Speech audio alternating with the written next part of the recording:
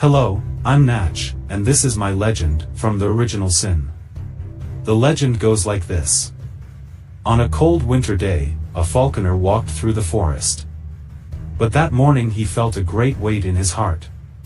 And he could feel the soul on his lips cracked by the snow. He stopped for a moment, closed his eyes, and fell to his knees.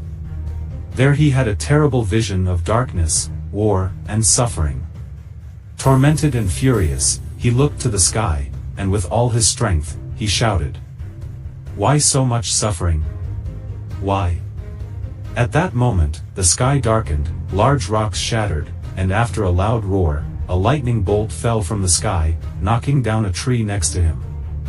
In the midst of smoke and gloom, a snake appeared, golden as the sun. It stood in front of him, and staring into his eyes, it spoke. "Look inside this old burned tree trunk, and you will find the answer." Then it disappeared into the undergrowth.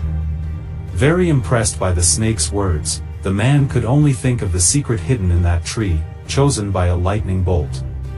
Hastily, he began to carve the fallen tree, telling himself, "The truth will emerge." And so, slowly, the wood drew a figure of a woman, with one arm raised in the shape of a snake.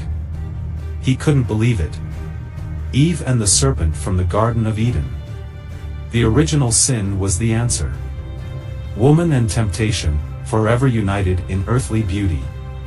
The falconer admired the divine beauty of his sculpture every day, but what good would it do him?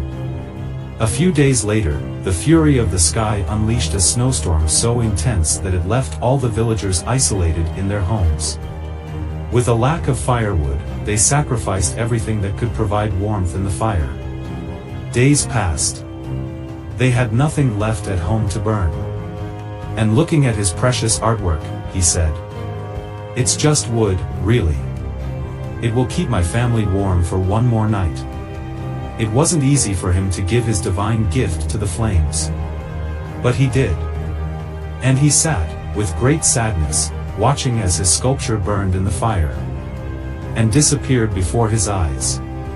After a while, the man marveled to discover that his wooden figure did not burn. It slowly rotated among the flames, producing such strong and constant heat that it melted all the snow on the mountain.